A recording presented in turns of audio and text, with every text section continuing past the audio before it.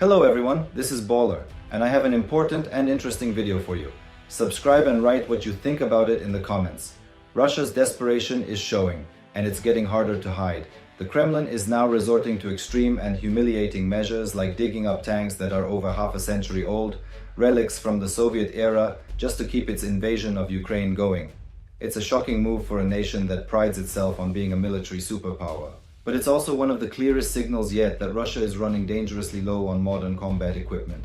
This revelation comes courtesy of a respected open-source intelligence researcher who goes by the name Jompy on X. Throughout the war, Jompy has been keeping a close watch on Russia's tank storage facilities, tracking changes and uncovering key movements across major bases. His updates have been a goldmine for analysts worldwide, and late last year he published a particularly revealing thread. One of Russia's largest storage bases, the 1,295th Central Tank Reserve Base, once home to more than 1,000 vehicles including BMPs and Soviet-era T-55s and T-62s, had been nearly completely emptied. It was the first public sign that Russian tank reserves were beginning to evaporate. Now, Jompy's latest update only reinforces that idea. On July 14th, he posted fresh aerial imagery showing Soviet T-72 tanks at the 349th Tank Storage Base being removed from storage. These tanks date back to the late 1970s, hardly battlefield-ready by today's standards. According to Jompy's analysis, Russia is now attempting to bring these old T-72As back into active service. But before that can happen, they need to be assessed. Many are in poor condition, some are barely salvageable, and refurbishing them would require significant time, money, and manpower. This is happening even as Russia pours record sums into its military and relentlessly bombards Ukraine with artillery, missiles, and drones. But behind the scenes, it's rummaging through decaying scrapyards and dusty warehouses, desperately looking for anything that still has tracks and a turret. To understand how Russia ended up here, we need to rewind a bit. The Russian military has long placed pride in its tank fleet. For decades, it maintained both a sizable active tank force and tens of thousands of mothballed units in reserve, ready to be refurbished and deployed in times of war. At the onset of the Ukraine invasion, estimates suggested Russia possessed more than 16,000 tanks, of which around 3,300 were operational. This included T-90s, T-80s, T-14 Armatas, T-72s, and older models like the T-62 and T-64. But Ukraine quickly changed the game. The Ukrainian armed forces began systematically disabling and destroying Russian tanks as soon as they crossed the border. Ukraine employed a wide array of tactics and tools, everything from guided anti-tank missiles to mines and increasingly drones. Western aid proved critical. Hundreds of US-supplied Javelin missiles and thousands of British NLRUs gave Ukrainian troops the ability to obliterate Russian tanks with pinpoint strikes. Drone warfare has also evolved rapidly in Ukraine's favor. Swarms of FPV drones now target tanks with surgical precision, often catching their weakest points and eliminating them in seconds. One major reason Russia's tanks have suffered so heavily is their poor deployment. Tanks are most effective as part of combined arms operations, supported by infantry and air cover. But Russian strategy early in the war often involved tanks operating alone, making them easy prey. On top of that, many tank crews were poorly trained, leading to fatal battlefield errors. Russian tanks are also better suited to open terrain, not the urban landscapes of Ukraine, where defenders with local knowledge have turned every street and alley into a death trap. As for the numbers, they vary wildly. Ukraine claims to have destroyed more than 10,000 Russian tanks. OSINT group Oryx has visually confirmed a lower but still massive figure, between 3,700 and 4,000. The truth likely lies somewhere in the middle.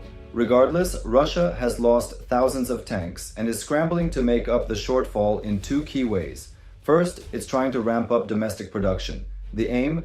Build tanks faster than Ukraine can destroy them.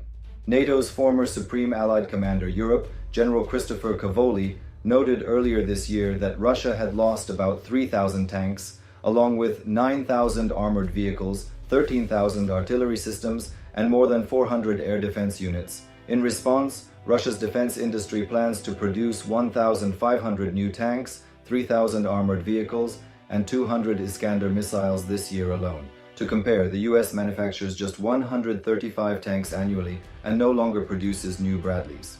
Russia is also expected to churn out 250,000 artillery shells per month, 3 times the combined output of the US and Europe, and its T-90M production has surged from under 110 tanks in 2020 to nearly 300 in 2024. But these upgrades come at a cost. Each new T-90M costs up to $4.5 million. With the Russian economy under pressure and defense budget cuts looming in 2026, this production pace is not sustainable. That brings us to Russia's second tactic, digging up old Soviet tanks from deep storage. But this backup plan has its own problems. Many of these tanks are obsolete, damaged, or outright dangerous for modern warfare. Fixing them up drains valuable resources, and even when repaired, they're vastly inferior to today's battlefield standards. Many of the better preserved Soviet tanks are already gone, leaving only ancient degraded models, like the T-72A. According to estimates, Russia had just over 1,100 of these old T-72s, including late 1970s T-72, A's and even older Ural variants. Most are classified in poor or very poor condition, yet with no better options left, Russia is being forced to bring them out of retirement. Satellite imagery from the 111th storage base shows that even the most intact equipment is rapidly disappearing. At the 1295th base, Jompy notes there's little left but rusted out BMPs, and even the scrapyards are being cleared, possibly for black market scrap sales. It wouldn't be surprising at this point to see Russian forces driving T-72As and Ural tanks into Ukraine again.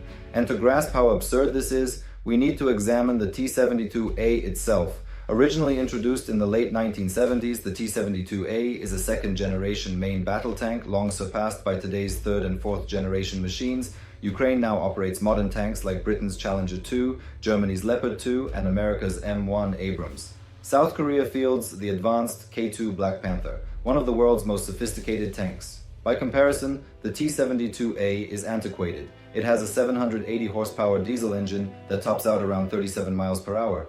Modern tanks, like the M1 Abrams, boast 1,500 horsepower engines and far superior mobility. The T-72A is painfully slow in reverse, putting it at serious tactical disadvantage. Modern tanks can reverse just as fast as they move forward, allowing for flexible positioning during combat. Its ride quality is abysmal. Inside, the T-72A is tight, uncomfortable, and exhausting to operate, something that can impact performance and decision-making in high-stress environments. Modern tanks prioritize crew ergonomics, safety systems, and even climate controls to minimize fatigue and boost performance. In terms of firepower, the T-72A features a 125mm gun. Not terrible, but outdated. It lacks the fire control systems, thermal optics, and hunter-killer capabilities of modern Western tanks. Today's tanks can identify and strike targets faster, more accurately, and from greater distances. Defensively, the T-72A fares no better. While it does have some composite armor, it lacks modular protection or explosive reactive armor, ERA. It also doesn't feature any active protection systems, APS, which are common in modern tanks to deflect or destroy incoming missiles. Its survivability is shockingly low, and it has a notorious design flaw: its autoloader. This system stores ammo beneath the turret in a carousel, making the entire tank a literal powder keg. A single strike to the turret can ignite the entire load and kill the crew instantly. Modern anti-tank weapons, like javelins or suicide drones, are designed to hit that exact weak spot, so it's disturbingly easy for even one Ukrainian soldier with the right gear to eliminate an entire T-72A with a single hit. Russia is aware of this flaw and has tried crude fixes. Some tanks now feature cope cages or welded-on turtle shell armor to protect against drones. But these modifications make the tanks heavier, slower, and even more vulnerable in close quarters, essentially trading one problem for another. Back in 1979, the T-72A was a respectable machine.